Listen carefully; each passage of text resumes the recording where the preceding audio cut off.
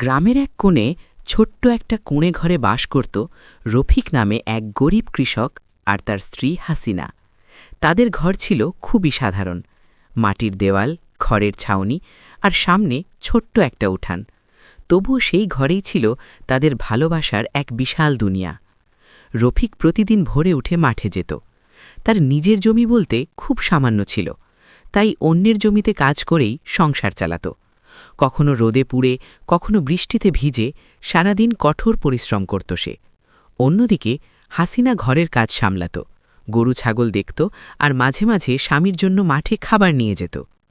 একদিন সকালে রফিক খুব ক্লান্ত হয়ে বলল, হাসিনা, এত কষ্ট করে কাজ করি, তবুও সংসার ঠিকমতো চলে না। কখন যে আমাদের ভাগ্য বদলাবে?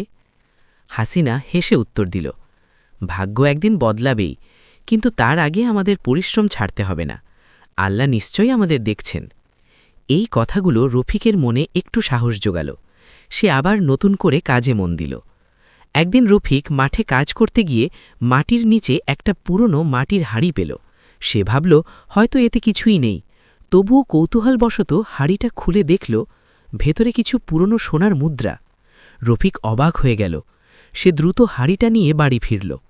হাসিনা, দেখো, আমি কি পেয়েছি। হাসিনা হাঁড়িটা দেখে চমকে উঠল। এগুলো তো সোনা, কিন্তু এটা কি আমাদের রাখা উচিত?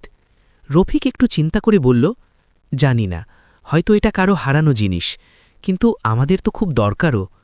হাসিনা শান্ত গলায় বলল, আমরা গরিব, কিন্তু অসৎ না।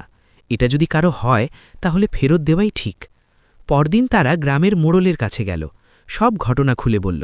মোড়ল খুব খুশি হয়ে বললেন, তোমরা সত্যিই সৎ মানুষ।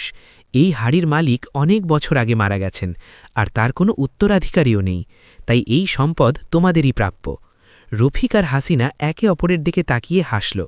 তাদের চোখে তখন আনন্দ আর কৃতজ্ঞতার জল। এই সোনা দিয়ে তারা বড়লোক হয়ে যায়নি, কিন্তু নিজেদের ছোট জমিটা বাড়াতে পেরেছিল। রফিক নিজের জমিতে চাষ শুরু করল, আর হাসিনা সংসারটা আরও সুন্দর করে সাজাল। কিছুদিনের মধ্যেই তাদের জীবন একটু সচ্ছল হয়ে উঠল, কিন্তু তারা কখনো তাদের পুরনো দিনগুলো ভুলে যায়নি। গরিবদের সাহায্য করত, কারো কষ্ট দেখলে পাশে দাঁড়াত।